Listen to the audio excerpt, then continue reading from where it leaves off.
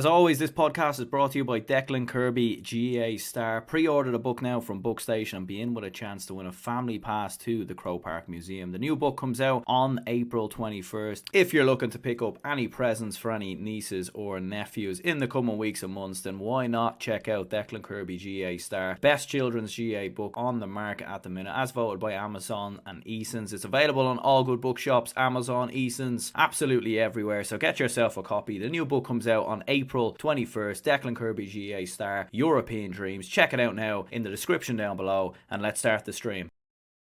Welcome back to GAA Fan TV. My name is Aaron, and this weekend is the 2022 Allianz National Hurling League Final. We haven't done too many hurling previews on this channel in the last couple of weeks and months, mainly because, well, there's just so much going on everywhere, so much to cover, and usually football, especially in the league. I've always found that in the league, I think the football is more exciting. Football has much more going on. There's a lot more to play for. There's a lot more at stake, a lot more entertainment as well. Whereas in the hurling league, I don't quite get that same buzz really as in the football league. But actually, I think it's roles reversal in the championship. Although I think the football championship this year is going to be very, very good. But the hurling championship, I mean, in the last couple of seasons, especially when you had that round robin in there, I mean, it is extremely entertaining, and really anyone could beat anyone, which is what I think makes it so fascinating. But yeah, this weekend, obviously the National Hurling League final between Cork and Waterford, two big counties, two teams that are certainly on the coattails of Limerick at the minute. I know Limerick have obviously had a very poor National Hurling League campaign, but let's not forget they had a very poor league campaign last year as well, and then they still went on to win the All-Ireland in quite comfortable fashion, actually, as a matter of fact. And, you know, Cork and Waterford have definitely been two counties that have been chasing Limerick down. And going into this game, it's going to be very, very fascinating to see which one can come on top, which side can pick up some silverware as well. For Cork, they actually haven't won the Allianz National Hurling League since 1998. I mean, that is quite a statistic, really. And I only had to double check that when I seen that, because a county like Cork not winning the league since 1998, it was like, is that real? Is that a mistake? Or, you know, what's actually going on there? But it is true. Cork haven't won the league since 1998, which is quite an incredible statistic. Waterford haven't won this competition since 2015. And look, obviously, for both of these two counties, the main thing will be the championship. It wouldn't surprise me, really, if we seen either side rotate players a little bit for this game, maybe a bit of shadow boxing as well, because let's not forget these two play each other in the Munster round robin, you know, at some stage there as well. So I think, you know, there's a likelihood that these two could play each other quite a couple of times in the next couple of months. And, you know, I think these two are, for me, the closest to catching Limerick. I don't think Kilkenny are a million miles away either. I'd probably put them certainly in that sort of chasing bracket. So I think for either county, really, both Waterford and Cork, their main focus will be on that All-Ireland series. But no doubt about it, I think going into this game, it should be a cracking game of hurling in Páirc Uí Chaoimh, I believe it is. So I suppose looking at Waterford first of all and focusing in on them, and actually what we'll do is we'll throw the league table up on the screen there first of all to remind ourselves of how either side got on in their respective division. Both sides actually finished second in their respective division there. Cork finishing second in Division 1A and Waterford finishing second in Division 1B. But both, of course, did win their semi-finals. Waterford overcame Wexford in a significant win, really, scoring 5-20 in total, whereas Cork, they came from behind against Kilkenny in the end to win that one. And they were 5 points down early on in the first half, but actually ended up winning the game by 5. So quite the turnaround there from the Rebels, and a big, big victory nonetheless. And I think both sides play a very similar brand of hurling as well. You know, both pushing those midfielders forward. You're seeing overlapping runs from the wing backs as well.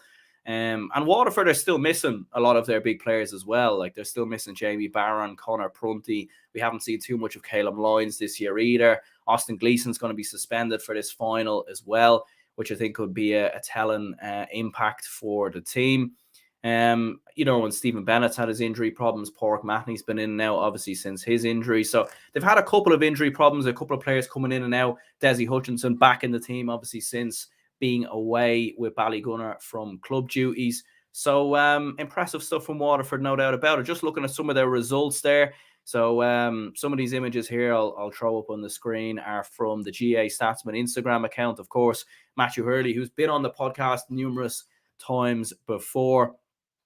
So make sure to check his Instagram account out to see some more statistics and all the rest there. And certainly some very handy images here to preview the upcoming league final. So you'll see there some of Waterford's results. They drew with Dublin on the opening day out.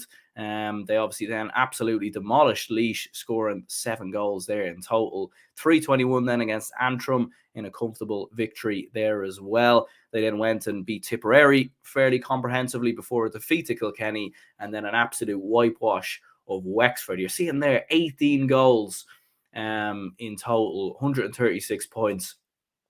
Very, very impressive. Averaging 3 goals and 23 points a game.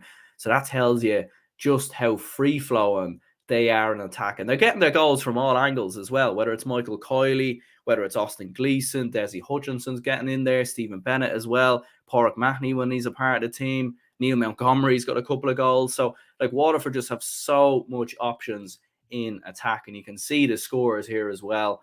Hopefully that image is not too hard to read there, but maybe pause the screen if you want to have more of an in-depth look. But you'll see there Stephen Bennett with 641 in total there, Austin Gleeson with 3 goals and 22 points, and Austin Gleeson, who has played a lot deeper this year as well, playing around midfield, but at times he's almost playing as like an extra forward, which has given Waterford so much options in attack. You have Patrick Curran, who's been a brilliant addition to the team at 116, Colin Dunford with 2-3. Desi Hutchinson's obviously only come back into the team recently, but he scored 1-6. And you've got Kieran Kirwan with 1-5, Michael Kiley at 1-4. The list really goes on and on there as well. And as I said, for the championship, they still will hopefully have players like Jamie Barron to potentially come back in there as well, who I think really was a game changer for Waterford last year when he came back in. And maybe there was an argument that he could have won an All-Star. I thought he was very, very good for Waterford indeed. So, look, I think, Cork's defence at times has caused a little bit of problems. Like, you're looking at what Waterford's conceding. They conceded 2 goals there against Antrim. No goals conceded against Tipperary. 2 goals conceded against Kilkenny. So they haven't really been conceding as much. So I think maybe, Cork maybe have a few defensive issues, although I think Mark Coleman's had a brilliant year so far. So you could argue maybe that's not the case. But looking at Cork and some of their results so far this year, a big win on the opening day there against Clare, 230-221. Comprehensive win then against Offaly. Big win against Limerick as well, avenging that All-Ireland defeat from last year. They then turn over Galway as well. Cork probably on the tougher side of the league as well, playing probably a lot higher quality opposition, in my opinion, than Waterford. They lost to Wexford, but it was a nothing game, dead rubber there.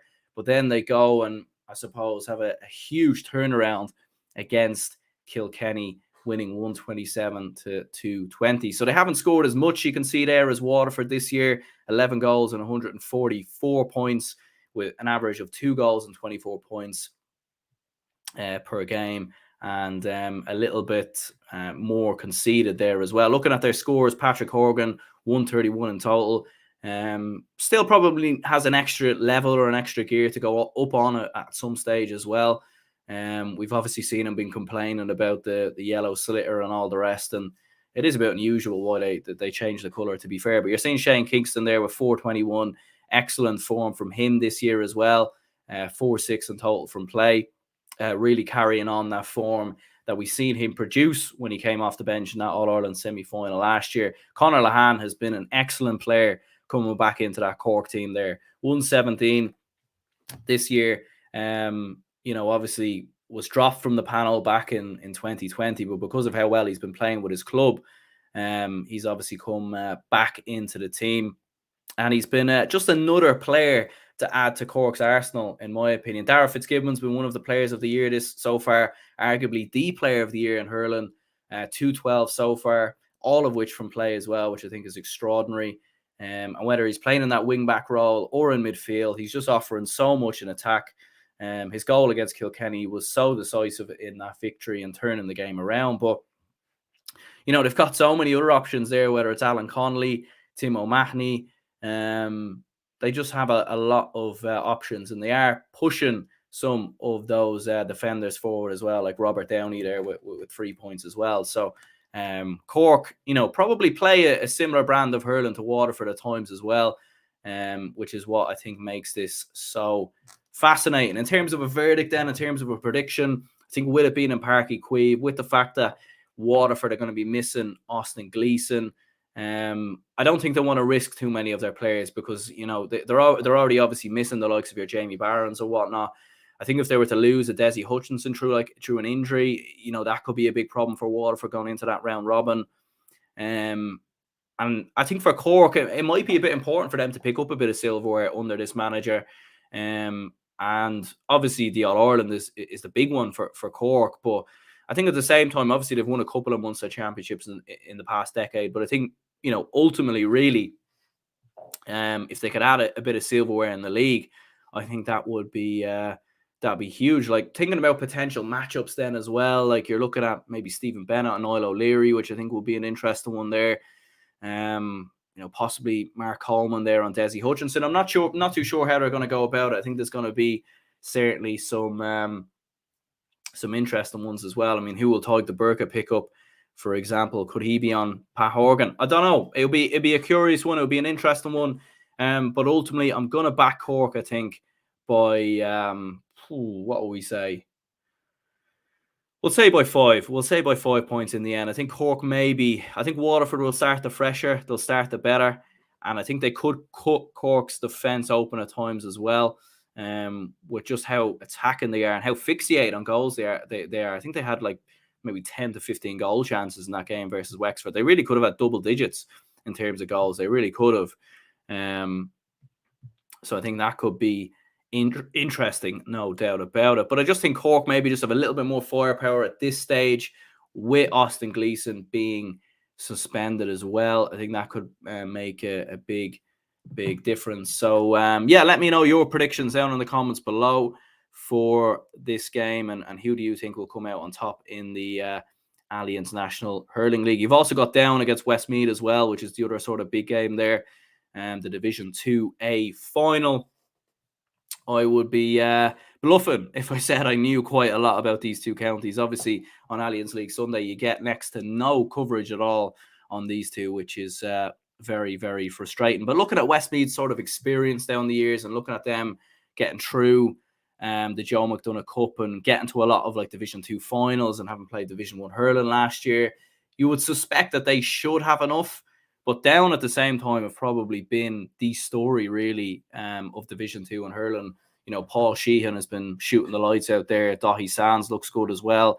And I think it'll be nice. Hopefully this game is on TV. I'm not sure if it is, but nice to be actually see them play, because I think for them to go up to Division 1, I think for the first time since like 2007 or something like that, that will be a huge achievement for Down. And what an achievement it would be. I'm going to go with Westmeath on the basis of the points that I just made.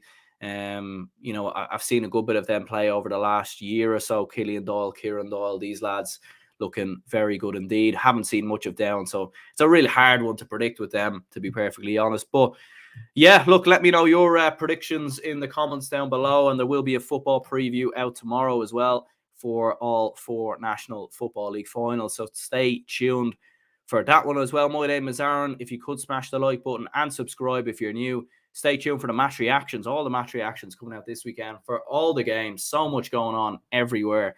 So, now is there is no better time to get behind the channel and subscribe as well. So it's completely free as well. You don't even, costs absolutely nothing. Happy days. So yeah, we'll go ahead and wrap this up here. Cheers anyone who tuned in, and I'll see you all later.